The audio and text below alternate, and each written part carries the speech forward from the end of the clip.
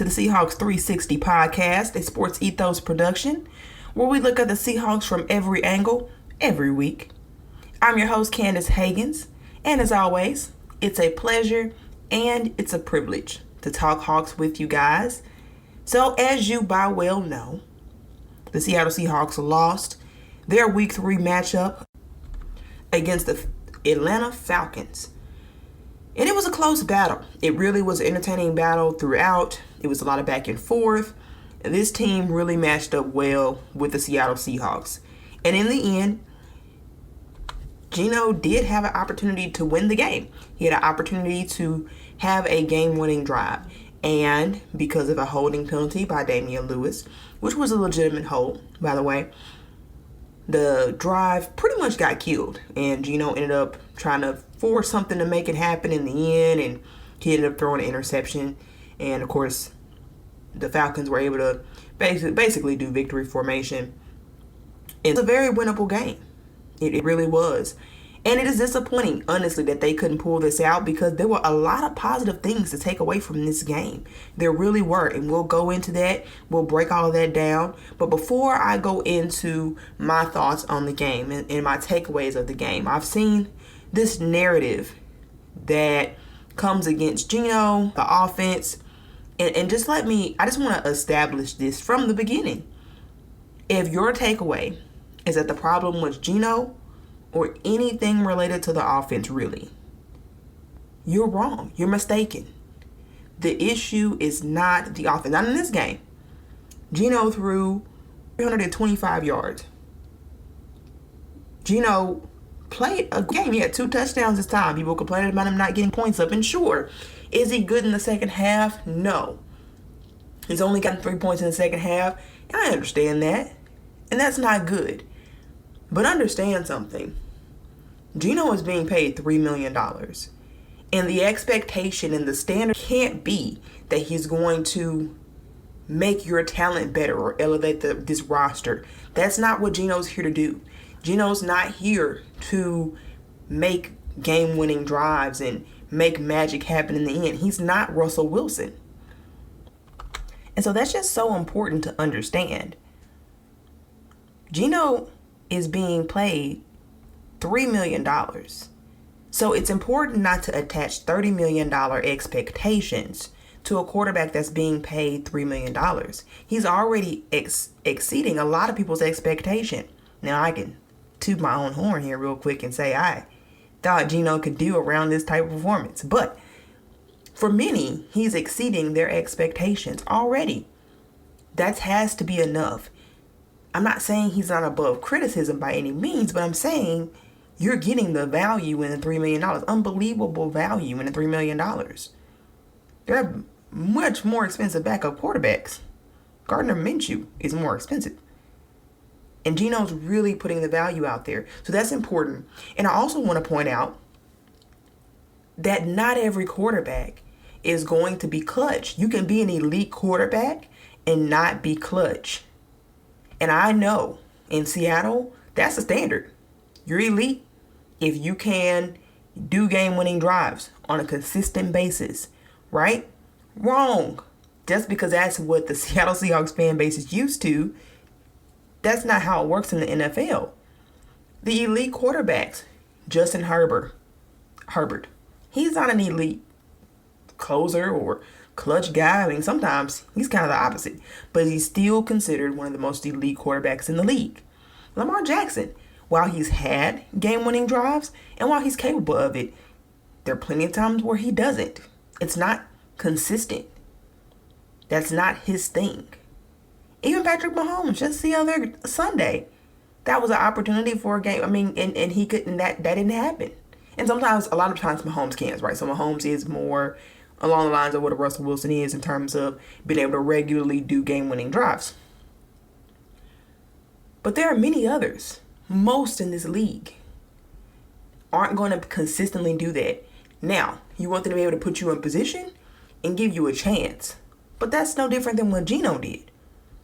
So even when we get the new quarterback, please don't have that be the standard and the expectation. Russell was special that way. We don't have Russell anymore. I don't even know if Denver has Russell. But nevertheless, that doesn't exist anymore. And I don't know if the Seahawks will experience that on as regular basis as we're used to again. So, with that said, I'm going to, we get into the breakdowns, talk a little bit about that. I also just want to real quick, for those of you who are upset with Waldron and DK, please don't be. DK, I think DK made some tough catches, and sure, he did not have a good catch percentage, but some of those targets weren't great targets. Gino is still Gino. Some of them could have been, if it would have been placed better, he would have been able to take better advantage of the opportunities. Sometimes, like the ball that the big drop everybody's mad at him about, that ball was tipped. So just say, cut the offense a break. Offense did everything it could to keep the team in it. They really did. Was it perfect? No. Were there flaws? Yes. But surely, in this season, we didn't expect a flawless game from the offense. Surely, no one had that expectation. So let's just, when I'm giving my breakdown of my takeaways, I'm not going to acknowledge those things. You aren't going to hear those things from me, and that's why. I just want to kind of put that out there before we got into it, but there is plenty to talk about with this football game, so let's get into it and talk some Hawks. All right, so I started off and I talked about a few of the positive things that I took away from the game, and I do have more, so that's not it. But because I started off that way, I will talk about some of the things that I felt like did cost this team the game. So first of all, let's talk about the obvious, and that's the run defense, which has been absolutely abysmal, and to this point is ranked 30th in the NFL. Or really, they're tied at 30 and 31. So tied with Chicago with 157 rushing yards allowed per game. The only team worse is Houston, and they're allowing 200 yards per game, but they're Houston. So obviously terrible. Pretty much worst in the league run defense. And this was an issue it's been an issue all season. And we were told that they would change some things and make it better. And I think to some degree, I did see some progress. I'll say that. I think schematically, some of those things were cleaned up. I did see Jordan Brooks getting a little cleaner, having a little bit more space to make tackles. He looked better in this game. To me, that tells me it actually wasn't Jordan Brooks. It was just the scheme. So Jordan Brooks looked better. I'll talk a little bit more about that. He was able to make some tackles. He struggled still too, but I think some of the schematic things were changed up that allowed for basically the guards to go straight to the linebackers. Now, I think there's still the issue with the edge, though. That seems to be the real problem.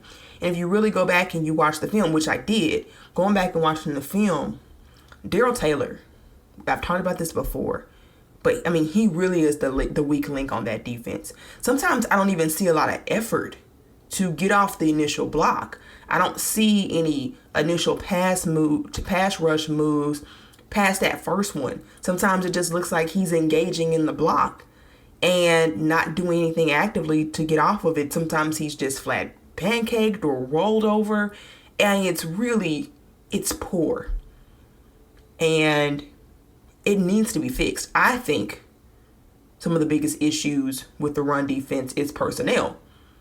It's in part Darrell Taylor, as I just said, but also Cody Barton has always been a reliability in the run, and I think that shows. On a touchdown pass, or touchdown run, rather, for Cordell Patterson, he just had this wide open outlet to the edge. And that one wasn't particularly on Darrell Taylor. He went past Brian Monet, but it really was the linebacker's job there to sort of be that stopgap. But because Cody Barton, he completely messed that play up. He was just stuck on a block, and he didn't even really, he kind of made the decision to go with the blocker and not the ball carrier. So I don't understand what exactly went wrong with that for him, but he allowed that touchdown. So I think Darrell Taylor is the bigger issue, but I also would say secondary is Cody Barton. At this point, I think you got to start questioning personnel. Schematically, sure, I think there are some additional things they can do. Run more bare fronts. That seemed to be effective last year. Even when they were struggling defensively, that seemed to be effective for them. I think you might see a little bit more of that in this upcoming game against the Lions. But I think that that's progressing. Personnel needs to be addressed. And I personally am at the point where I'm not interested in seeing Darrell Taylor as anything other than a situational or rotational running back. I talked about this a little bit on my channel, on my Twitter handle. Follow me at CandaceH901. And follow the show at Sports Ethos. But one of the things I talked about was, even though Boye Mafe he does not have the upside maybe that a Darrell Taylor has right now in terms of pass rush ability and splash. Because I think the potential is still there for him to get where Darrell Taylor is. But in terms of the bend, the athleticism, Boye is not there.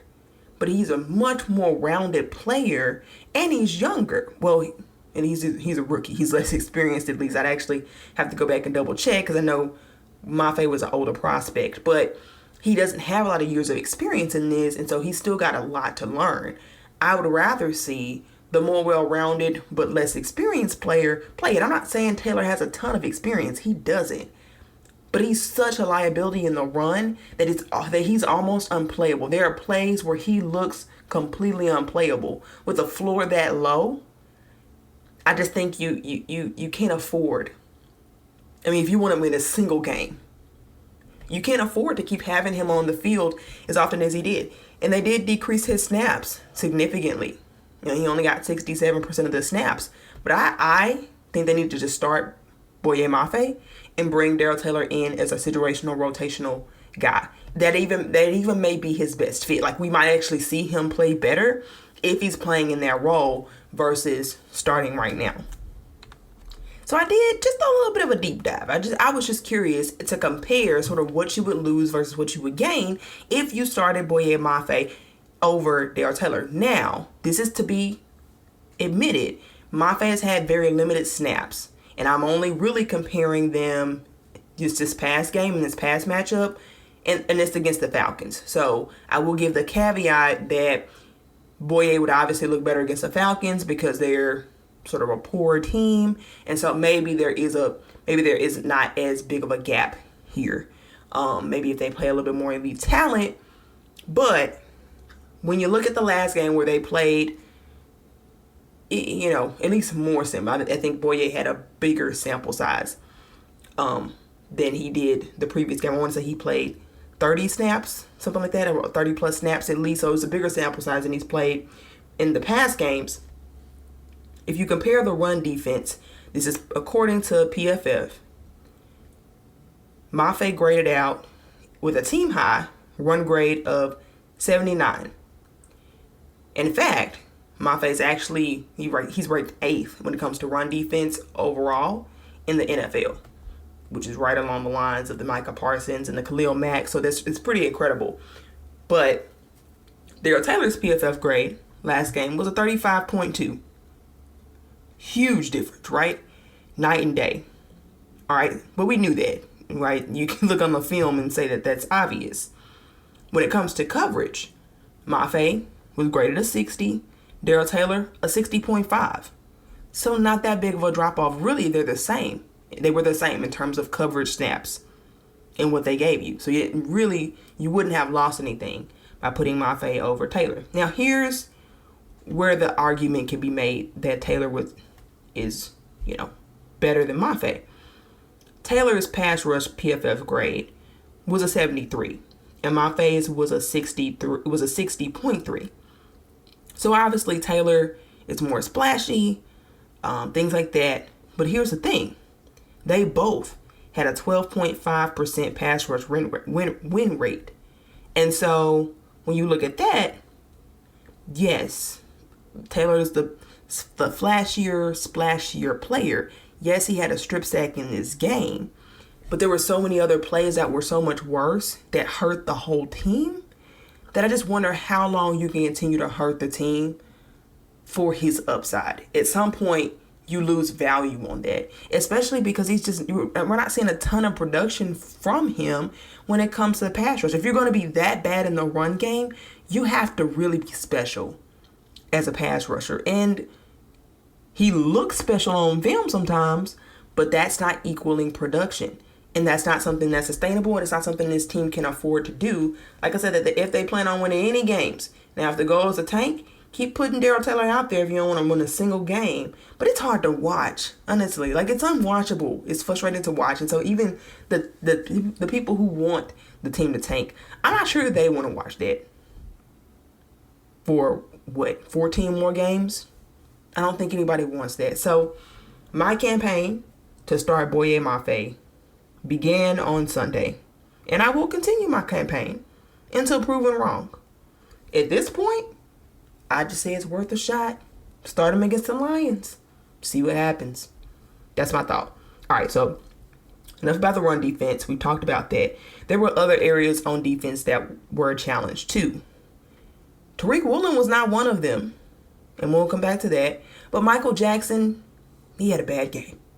He was bad. Who's bad? Michael Jackson. Literally was what happened on the field. Now, sometimes he just got beat. I just think he doesn't have the quickness and the speed and obviously the tools that Tariq Woolen has to play up against a Kyle Pitts. They put Kyle Pitts up against Michael Jackson on purpose because I think quarterbacks do respect and teams respect Woolen and his measurables, his abilities, and what he can do. I don't think they too often want to try him. So they tested Michael Jackson, and he's going to have to be able to hold up in those type of situations. If he can't, I say we should move on to other options. I'm team, put the team in position to at least be competitive. It's not, I know guys want to tank. Some of you guys want to tank, but I still don't feel like it's advantageous for this team to go into the end of this season and saying, we really don't know who we can count on for the future. You want to put in some building blocks for the future. You want to say these units are taken care of. You don't want to go into this next draft with just as many holes. And if you tanked and beating the Broncos is your only win, that doesn't help. I mean, people think it helps, but it really doesn't to have to replace your entire offensive and defensive units going into a draft because you tanked. So, with that said, I think it's best to replace. If I give Jackson one more game, it just could have been a bad matchup situation. But if he plays like that continually, I'd like to see Artie Burns come in and compete with this guy. I think Sidney Jones should still be playing, but Pete Carroll in his comments over the week made it clear that he doesn't intend to start Sidney Jones unless, something happens. They really want to see the young guys play. I get it, and I think I agree with the principle, but if that's the case, you still have to. Michael Jackson's, he's 25. He's had his chance in the league, so he's not particularly a young guy. Honestly, I'd rather see Kobe Bryant put on the outside again because I just don't think he's in an advantageous position at nickel. Kobe Bryant was absolutely dominant in training camp based on all reports, and he was really pushing the starters. And then they put him in nickel, and nobody would talk about him, and he looked bad in preseason games, and it looks bad in games now like this. And I just don't think that nickel is a good spot for him. I think I'd rather see over Michael Jackson than put Kobe Bryant back and see what he can do on the outside because he's got the skills. And I think he can be that. He's used to being that guy across from Sauce Gardner who gets picked on, who gets targeted because nobody wants to throw to the other side. And he held up well in those situations. And I just feel like you're approaching territory where you got to reevaluate. I mean, you just do.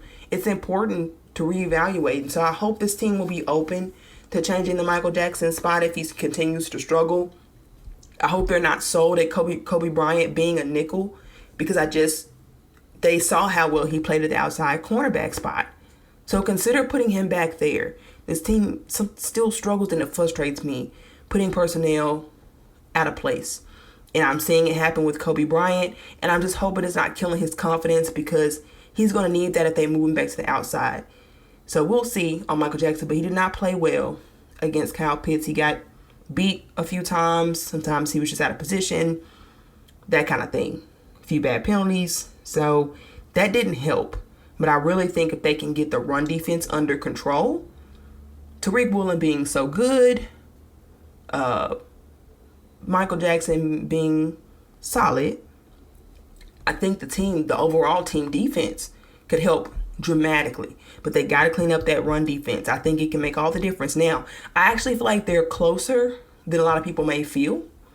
I think we could start seeing some significant differences by week 5, week 6.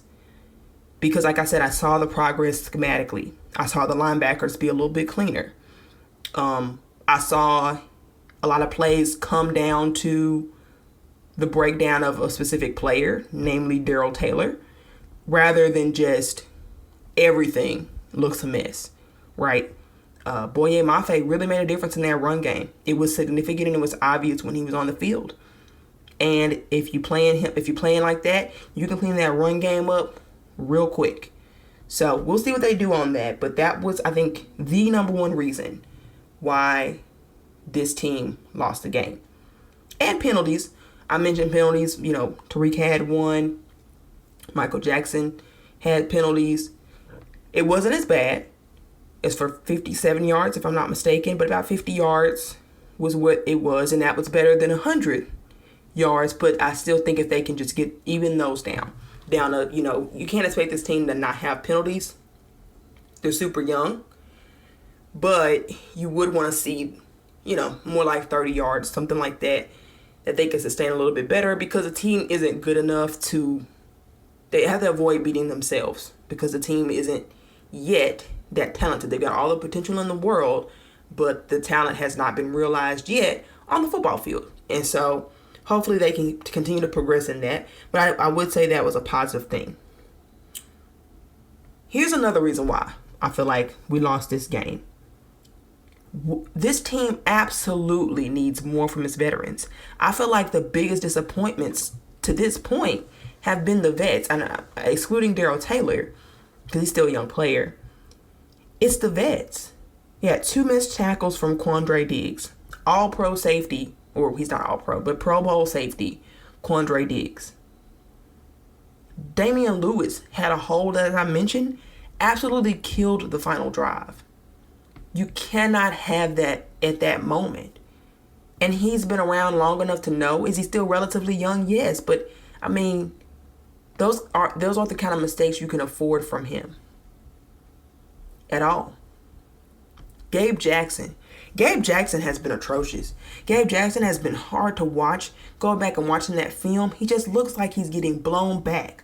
Play after play after play. He's not good in the run game. And he's not good at protecting. Let's give Phil Haynes a shot. I'm team switch up the personnel this week. That's sort of what I'm seeing and what I'm advocating for.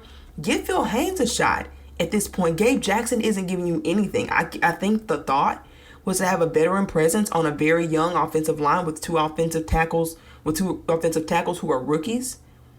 But those guys have held up. And you know who's been the letdown? You know what's made it harder on the rookies? Having that guy in the interior of the offense. He has struggled mightily. And while he didn't look as bad as he did against the 49ers, that's because the Falcons don't have as an elite of a pass rush as the 49ers. I saw the guy getting blown back from just average dudes. Just dudes blowing this guy back like he has. It's almost immediate at times. I want to see Gabe Jackson moved on from. He's just not giving you anything of value. Blythe isn't playing better. And he's rated by PFF as the worst center in the league. I'm not sure I feel that way. But also, Seahawks are really used to looking at trash play from centers. In the third quarter, when the Seahawks were in the end zone, and it was a red zone play, they were third and 3, I think. And so Geno throws to the outside. He throws. It ends up being far above Metcalf's head. Metcalf didn't even have enough time to really get into his route. He hadn't even got his head turned around. Not because that's DK's fault, but because the center just absolutely doesn't block the guy. And he just comes in Geno's face. And so I know guys are upset with Geno for not playing well in the second half, a lot of that has to do with the defensive adjustments that are being made at halftime in the offensive lines, lack of ability, especially in the interior, to hold up.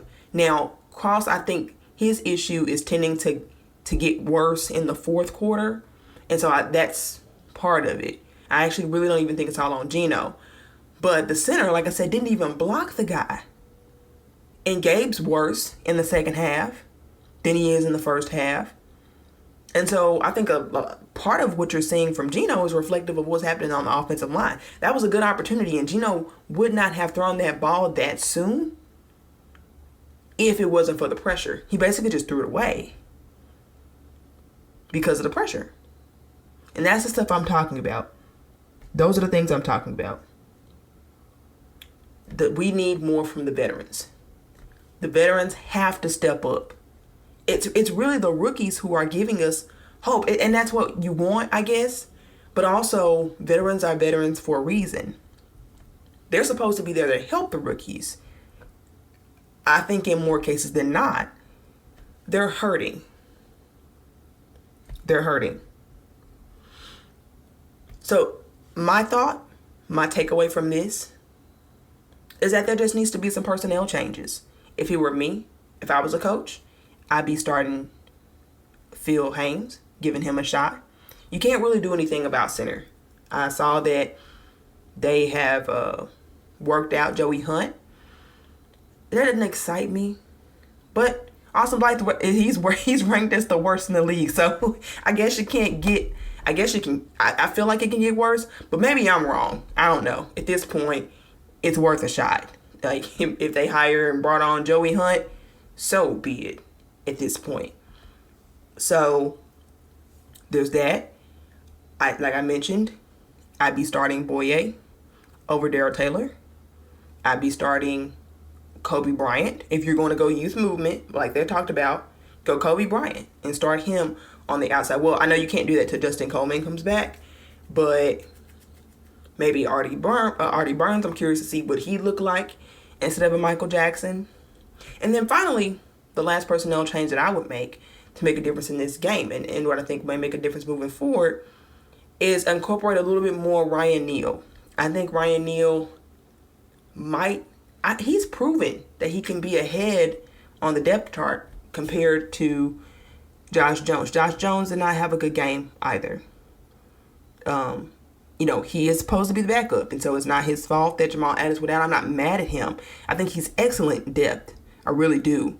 But I think he's playing, we're asking more of him than he can provide. That's obvious, but Ryan Neal has shined in place of Jamal Adams and really been able to allow the defense to play some of the same plays and some of the same schemes. Now, it's a different scheme than it was before, so maybe that's the hesitancy. But I think, give him a few snaps. He had 2 snaps in the first game, 4 snaps in the second game. He didn't play any in game 3. I'd like to see him get, maybe 15 snaps. Just see what he looks like. And then go from there. So that's my thoughts on everything that went wrong. It was quite a bit. I think but it's not quite a bit. I think it's really more personnel at this point. They do need to, I'm sure, clean up additional things in the scheme. Between that and the personnel changes, I think this team, I can really see it. A lot of people think it looks atrocious. Some people even say they feel like it was worse than years past. I think those people forget that even though, sure, we could stop the run, we've been up 415 yards a game for the first 3 games. You can't feel worse than that. Just period.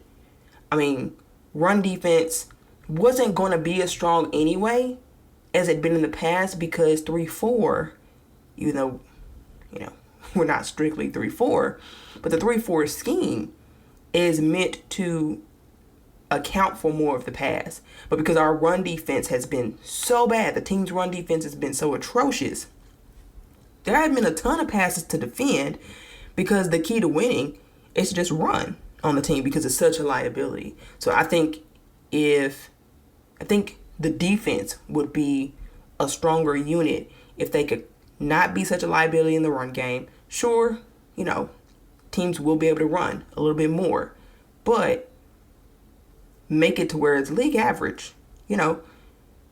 force them to pass from some time. They may have to pass, and Tariq Woolen might have opportunities and things like that. I think this defense is stronger when the opposing offenses have to kind of play into its hands. Right now, none of the teams have had to. So those are my thoughts in terms of what went wrong, what could have won this team the game. But as I mentioned earlier, there were a lot of positive outcomes. So we'll talk about those right now. So a few of these things I did kind of mention even as I was going through the negatives, but I want to spend a little bit more time on them. But the number one takeaway for me was the sustainability of the offense. The offense got 71 snaps, and they actually won time of possession. They won time of possession. They had 31 minutes and 46 seconds of time of possession, compared to the Falcons, 28 minutes and 14 minutes in possession. That's a big win for the team. They were great on third downs. 9 for 17. They were 2 for 3 on fourth downs. And so really a lot of positive things came out of this game. The run game was significantly better. The Seahawks had 112 yards of rushing. And that's a step in the right direction. Rashad Penny had 14 carries. He had 66 yards. DJ Dallas had 21 yards on 3 carries. And Ken Walker, the third, did pretty well. I think he needs to work on playbook knowledge, but for 3 carries, he had 19 yards. So the team averaged 4.9 a run, which is great. It's progress. I mean, it's not phenomenal, it's not elite or anything, but that's about average. That's what you would expect. And it could have been more, it could have been more. So I'm grateful for what the running backs were able to do. I think Rashad Penny shows just as much explosion. Is he getting off for those long run plays? No, but I think the personnel has a lot to do with that. Gabe Jackson, as I mentioned, has aged tremendously, and I think it shows. There really haven't been a lot of holes on the interior of that defense for them to run, and yet Ken Walker, Penny, even DJ Dallas, they're making do with it. They're making the best out of it, and that's the best that you can hope to see. As I mentioned, Geno had great efficiency, 32 for 44. He ultimately ended up having 308 yards net. I said 325. That's what he threw for, but he had sacks, so he lost 17 yards. But he averaged 7.4 yards a throw. 2 touchdowns. He had that 1 interception at the end. But overall, a strong performance, I think, from Geno. He did just about everything you could ask for him, except for winning the game at the end. And even then, you have to admit that holding penalty probably cost them that drive. I think without that holding penalty, Geno gets it done. I think I can't necessarily say he would get a touchdown, but I think the momentum was shifting. I think they had a good rhythm, the way things were going. I feel like they probably would have been able to go ahead and get that done given the circumstances. Even if Geno had to run for a few yards, I think he would have found a way to make sure the team scored in the end. Had it not been for that holding penalty, and he had to force things, and you never really want trying to come outside of himself and force things to happen. So, because bad things will happen, as it did. So, like I said, a lot of positive takeaways from that end. I was really happy to see that because the offense was able to sustain drives, that we had a good performance from both Tyler Lockett and DK Metcalf. Tyler Lockett had 9 receptions for 76 yards. You like to see him get going.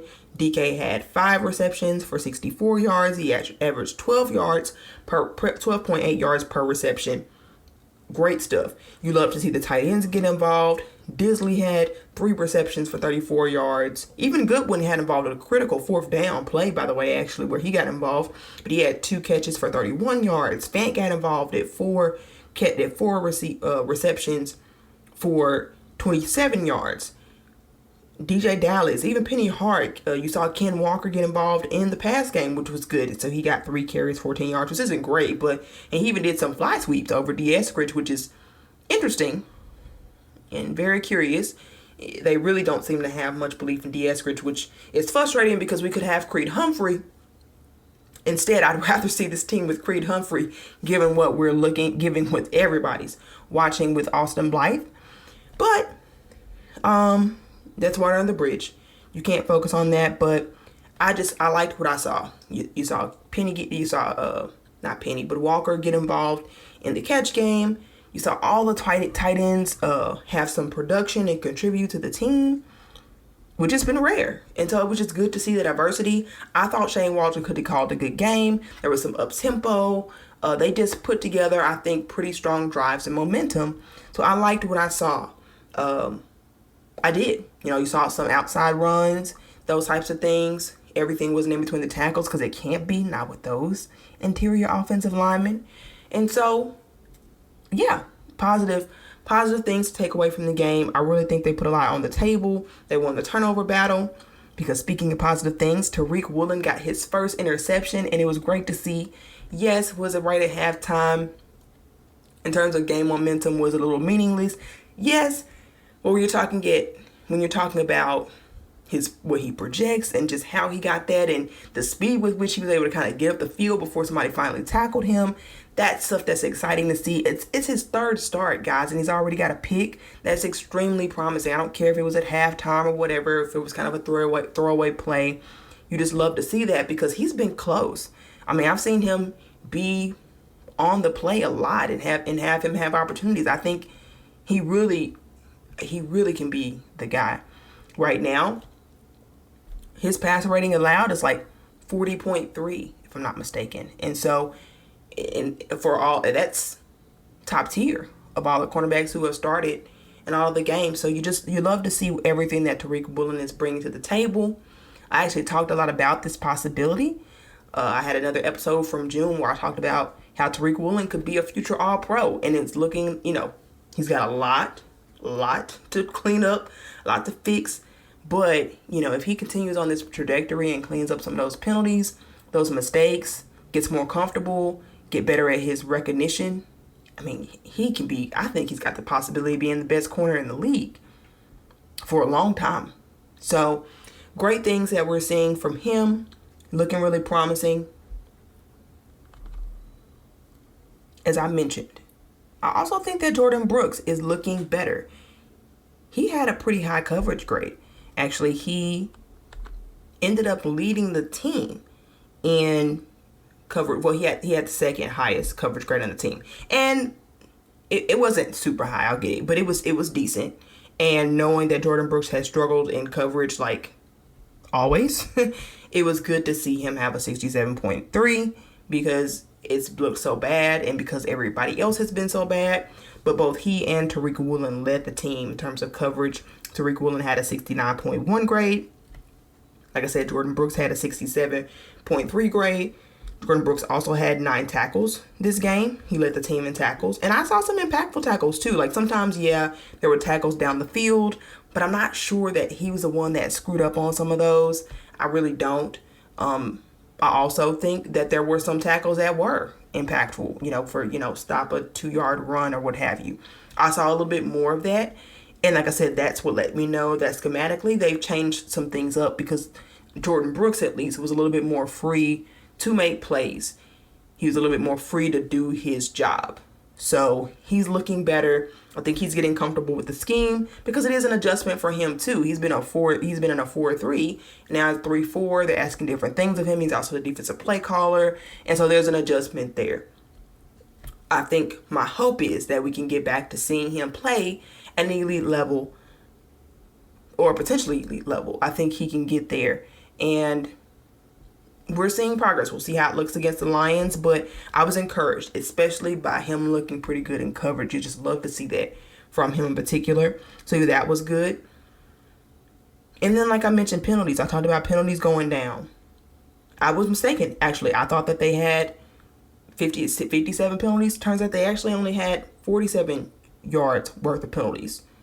And that's even better, right? So they really did clean some of that up. It's just with the timing but those penalties were not good enough. And the timing of the penalty can never be great, but the Damian Lewis hold was a critical one. And so there were 6 penalties in all for 47 yards. Like I said, you don't want to see that. I like to see that number get under 30. I think that would be reasonable. No, to get them getting no more than like 2 penalties, one maybe on offense, one on defense. No, 2 to 3. I'll give some grace because this is a young team, but that's kind of what you want to see, and that's what I think the team is at least trending in the right direction in terms of getting that. They were more clean in a lot of those areas. Especially with the cornerbacks, they were better. The vets gotta do better. Damian Lewis, look at you. So anyway, that's sort of my general takeaways from the game.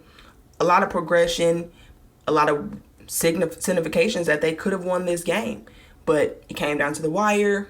They made it entertaining. They were competitive at least, and ultimately lost. And that's okay. I can live with that. I'm not mad about the loss. Do I wish they'd won? Yeah, but the progress is the thing that matters most, and that's what I'm most encouraged by. So in our next segment, we're going to talk a little bit about the Seahawks Superlatives. We're going to do that. I want that to be a part of each and every post-game breakdown. So we'll talk a little bit about that right now. So before we get into our Seahawks Superlatives to close us out, I want to do a little version of a player spotlight each week. And I want to recognize somebody that nobody's talking about, nobody's really mentioning, but that deserves some sort of praise or recognition, because this is Seahawks360. We like to look at everything from every angle, right? And our Under the Radar segment will allow for us to do that. So I want to recognize Colby Parkinson this week.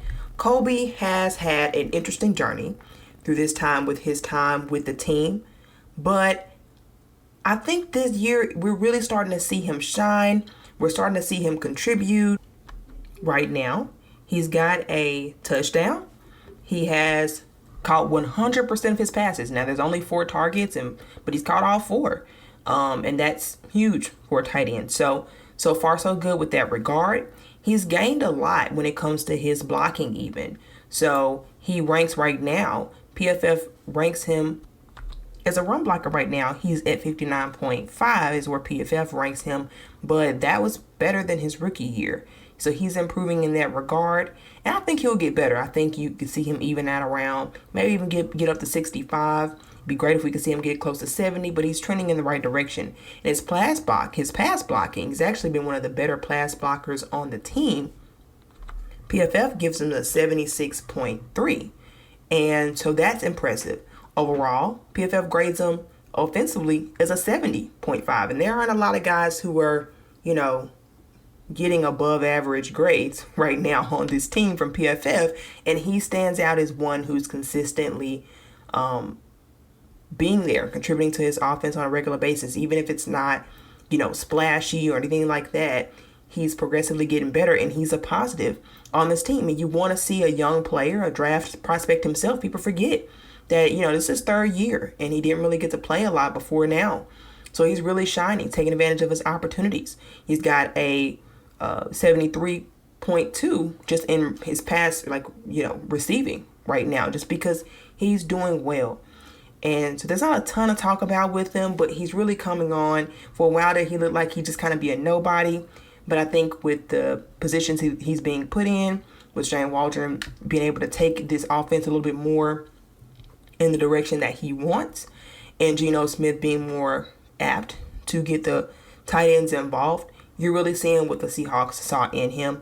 He was like a 4th round pick, so you weren't expecting anything particularly mind-blowing, but this is about what you like for him. I think he would, if he were given the opportunities, he could be a reliable number 2. I don't think he has a ceiling of a number 1, but he could be a reliable number 2 if called upon, and I think that's the best that you could ask for. So, shout out Colby. Continue your good work. Now, let's get started with our Seahawks Superlatives. Now, I'll remind you guys of what we had last week, and I'll kind of compare, give any updates, etc., etc. So last week, I had most likely to get benched. On offense, I had Gabe Jackson, and on defense, I had Darrell Taylor. That stands out to me as strong as ever. I'm going to repeat this one just because I feel like it's so relevant. That's already happening with Darrell Taylor. He already lost a fair amount of snaps. Pete Carroll implied that he was going to lose even more significant snaps. I'm not sure if he's still going to start or not. That's a question mark. Y'all know at this point I'm team Boye. But regardless, he's going in that direction. So for one more week, I'm going to put Darrell Taylor. Gabe Jackson they don't seem like they're looking at benching him right now. I wish they would, but he was so bad. I mean, is he the reason we lost the game? No, but he just stands out to me on film as being such a weak link that I've just got to put this guy again. I'll probably change it up for the next week, so I'm not putting these guys over and over again, but I just feel like it merits 2 weeks in a row. Most likely to get benched for week 3, Darrell Taylor, Gabe Jackson. Okay, so let's talk about most likely to succeed in our next game. Last week, I put DK Metcalf and Quandre Diggs. And while DK Metcalf had a much better week, it wasn't by any means elite. Of course, there's a ceiling on what elite's going to look like in this offense this year. But Quandre Diggs sort of disappointed. He had a personal foul penalty, kind of unnecessary roughness, hitting Mariota when he's already clearly going out of bounds. And he just had a few other hiccups that, he didn't play poorly, but he had the 2 missed tackles, like I mentioned. He just wasn't himself. So that one didn't end up panning out. But this week, I'm going to go with most likely to succeed on offense. I think Rashad Penny can do well against this Lions team. I think that statistically, this Lions defense does not have a strong run defense. Right now, they are ranked number 27 in run defense. And so I think that's better than the Seahawks. But I think Rashad Penny will be able to take advantage. We could just get a little push from the interior from the interior offense to make some holes. I think Rashad Penny can have a big game. I really do. So I'm going to put him as most likely to succeed on offense. And on defense, I'm going to put Jordan Brooks because I'm seeing him trending in the right directions. I saw him get a lot more tackles. I saw him, and they were some impactful plays. I think they're going to continue to work things up schematically. Pete Carroll already talked about that he's going to change some things up. If they're going with the bare fronts like they did before, I can see just Jordan Brooks thriving in that. And we'll see ultimately what those changes end up looking like. But I just think Jordan Brooks will have a much better game. I think we'll begin to see the Jordan Brooks that we saw before, the guy who tied Ray Lewis for most tackles in his first 2 seasons. So, moving on to our next category, most improved through week 3. On offense, I'm going to give it to Geno Smith. Geno Smith has always been efficient. He's always been okay, but he's not been able to put points on the board. He's just not to this point. That's been his biggest weakness. He hadn't really, with the exception of the Jaguars game, gotten the Seahawks anything more than 17 points. That was sort of his ceiling and what you can count on.